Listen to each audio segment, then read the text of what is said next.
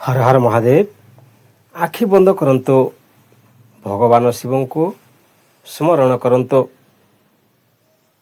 1 ରୁ 9 पर्यंत गोटे संख्या बाछंतु, जानंतु खराब समय केबे कटिब। आपणक जीवन रे बारंबार समस्या आसुछि कि, काम बंद होइछि कि, मन अशांत रहुछि कि, तेबे महादेव को स्मरण करंतु एवं 1 ରୁ 9 मध्य गोटे संख्या बाछंतु। पारंपरिक शिव प्रश्न चक्र अनुसार यही संख्या आपणक पाए केउ संकेत देउछि, वीडियो रे शेष पर्यंत जानंतु। आपण 1 संख्या बाछिछंती ताहेले शिव प्रश्न चक्र अनुसार यही संख्या मुख स्थान को सूचित करे।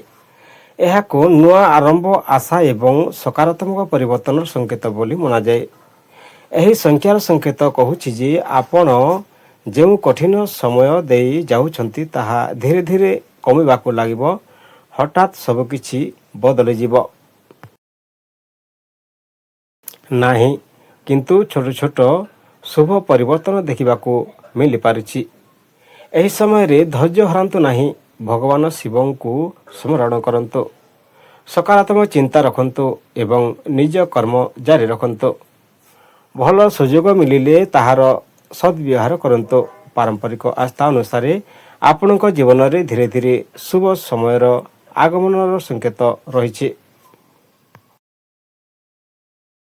आपण 2 संख्या बाछिछंती ताहेले शिव प्रश्न चक्र अनुसार यही संख्या नेत्र स्थान को सूचित करे। एहाको सचेतनता, दूरदृष्टि एवं ठीक निष्पत्तिर प्रतीक बोली मना जाए। एही संख्यार संकेत कहूछि जे आपणक खराब समय धीरे धीरे शेष हेबाको लागिछि, किंतु तड़बड़ी रे न्या जाउथिबा निष्पत्ति आपणको पुणी समस्या रे पकाई पारे बोली विश्वास रहिछि।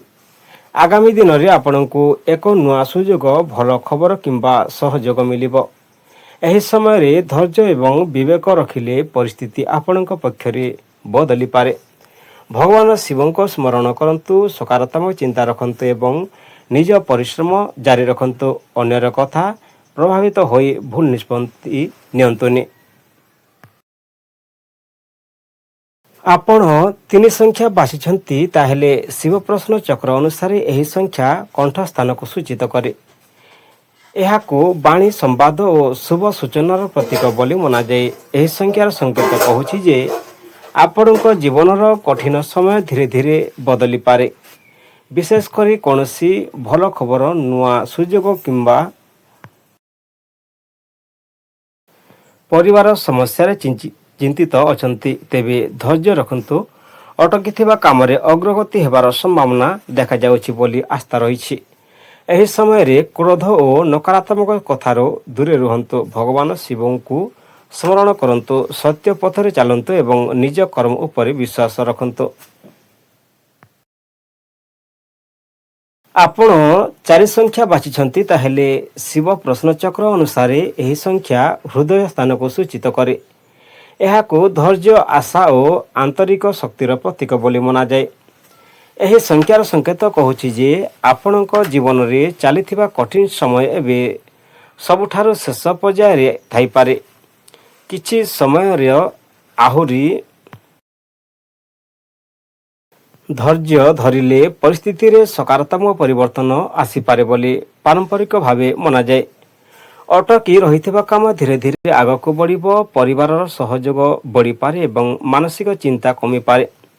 एही समय रे निराश न होई भगवान शिव को स्मरण करंतु, सत्कर्म करंतु एवं निज लक्ष्यरु विचलित होंतु नाही। आपण 5 संख्या बाछिछंती ताहेले शिव प्रश्न चक्र अनुसार यही संख्या नाभि स्थान को सूचित करे। एहाको स्थिरता, धन, आत्मविश्वास, जीवनर संतुलनर प्रतीक बोली मना जाए। एही संख्यार संकेत कहूछि जे आपणक जीवन रे चलिथिबा खराब समय धीरे धीरे शेष हेबाको लागिछि, विशेष करी धन, चाकरी, ବ୍ୟବସାୟ କିମ୍ବା ପରିବାର ସମ୍ବନ୍ଧୀୟ ଚିନ୍ତାରେ କିଛି ସୁଧାର ଆସିପାରେ ବୋଲି ପାରମ୍ପରିକ ଭାବେ ମନାଯାଏ।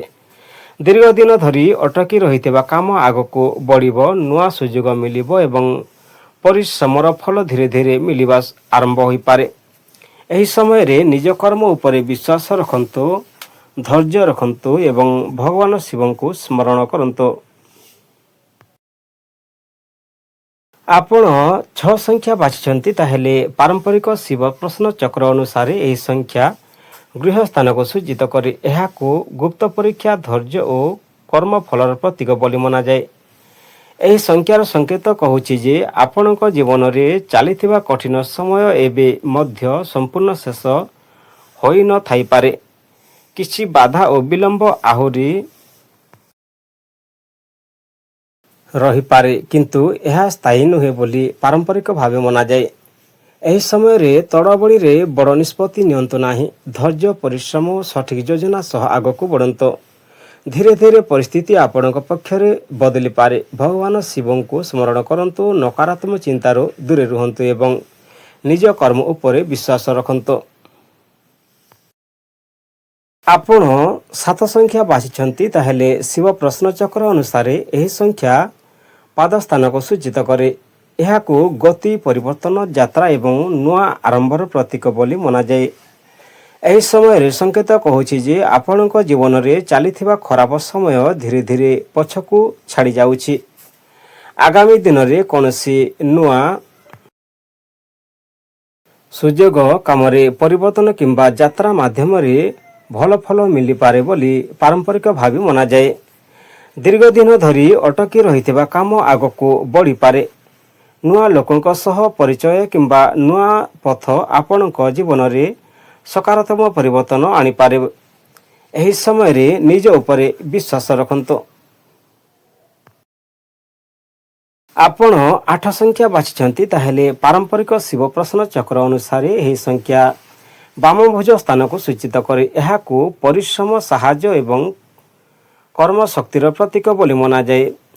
ଏହି ସଂଖ୍ୟାର ସଂକେତ କହୁଛି ଯେ ଆପଣଙ୍କ ଜୀବନରେ ଚାଲିଥିବା କଠିନ ସମୟ ଏବେ ଧୀରେ ଧୀରେ ବଦଳିପାରେ, କିନ୍ତୁ ଏଥିପାଇଁ ନିଜ ପରିଶ୍ରମ ଓ ଧୈର୍ଯ୍ୟ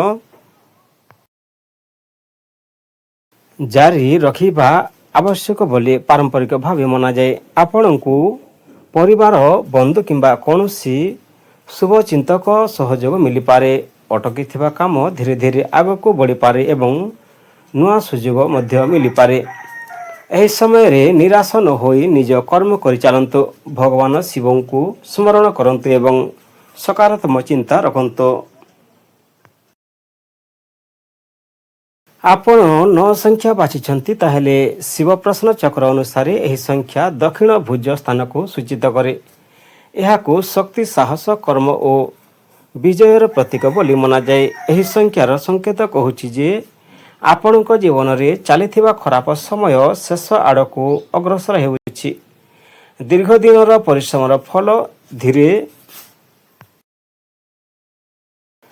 ଧୀରେ ମିଳିବା ଆରମ୍ଭ ହୋଇପାରେ ବୋଲି ପାରମ୍ପରିକ ଭାବେ ମନାଯାଏ। ଅଟକି ରହିଥିବା କାମ ସମ୍ପୂର୍ଣ୍ଣ ହୋଇପାରେ, ନୂଆ ସୁଯୋଗ ମିଳିପାରେ ଏବଂ ଆତ୍ମବିଶ୍ୱାସ ବଢ଼ିପାରେ। ଯେଉଁ ବାଧା ଆପଣଙ୍କୁ ଅଟକାଇ ରଖିଥିଲା, ସେଥିରୁ ଧୀରେ ଧୀରେ ମୁକ୍ତି ମିଳିପାରେ। ଏହି ସମୟରେ ନିଜ କର୍ମ ଜାରି ରଖନ୍ତୁ, ଧୈର୍ଯ୍ୟ ହରାନ୍ତୁ ନାହିଁ ଏବଂ ଭଗବାନ ଶିବଙ୍କୁ ସ୍ମରଣ କରନ୍ତୁ। ଭିଡ଼ିଓକୁ ଶେଷ ପର୍ଯ୍ୟନ୍ତ ଦେଖିଥିବାରୁ ଧନ୍ୟବାଦ। ହର ହର ମହାଦେବ, ବନ୍ଦେ ମାତରମ୍।